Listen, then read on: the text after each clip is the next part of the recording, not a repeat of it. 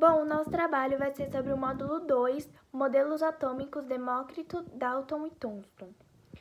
Vamos lá. Os filósofos gregos Leucipo e Demócrito sugeriram que a matéria não é contínua, ou seja, ela é feita de minúsculas partículas indivisíveis e espaços vazios.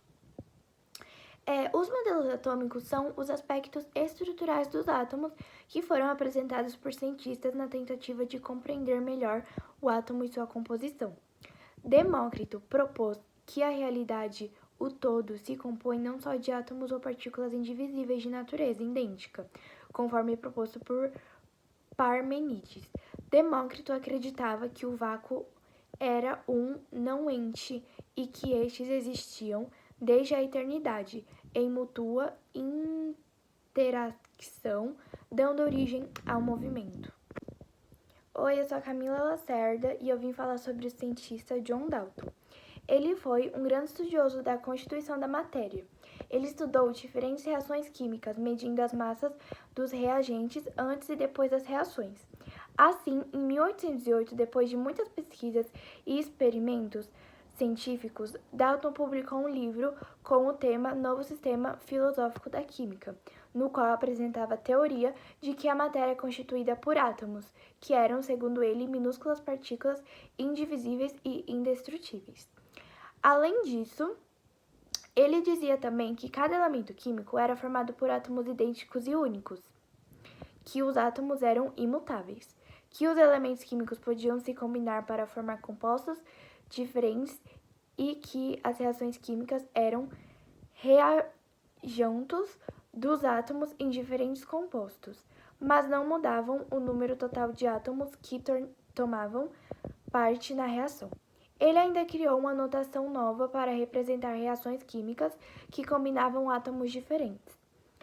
O seu trabalho foi amplamente debatido pela comunidade científica e físicos famosos da época o criticaram. Mas a partir da segunda metade do século XIX, os químicos começaram a se convencer pelas inúmeras evidências de que tal modelo era bastante plausível. John Dalton nasceu em 6 de setembro de 1766, na Inglaterra. Agora eu vou falar do cientista Thomson e a descoberta do elétron. A descoberta do elétron não aconteceu da noite para o dia, e nem de uma única vez. Foi fruto do trabalho de milhares de cientistas empenhados em pesquisas sobre a estrutura da matéria. Essa descoberta foi um acontecimento que revolucionou tanto a química quanto a física. Atualmente, sabemos que o elétron é uma partícula que possui carga negativa e que ele pode ser encontrada nos átomos, que constituem toda e qualquer substância, mas a descoberta dessa partícula é relativamente recente. John Thomson, quando ele se interessou pela pesquisa da natureza e propriedades de certas radiações, as quais na época eram conhecidas com a denominação de raios caóticos.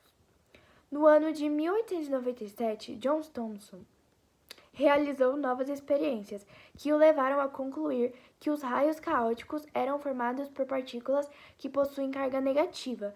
Tempos mais tarde, Thomson provocou que esses raios eram desviados mediante a aplicação de campo elétrico. Assim, essas partículas foram denominadas de elétrons.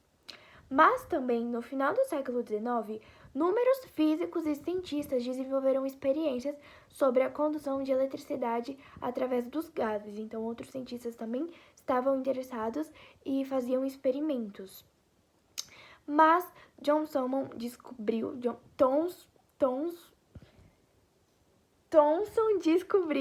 e após descobrir a natureza dos raios caóticos, ele procurou determinar algumas propriedades das partículas que constituem o raio, como, por exemplo, o valor da carga e da massa dessas partículas.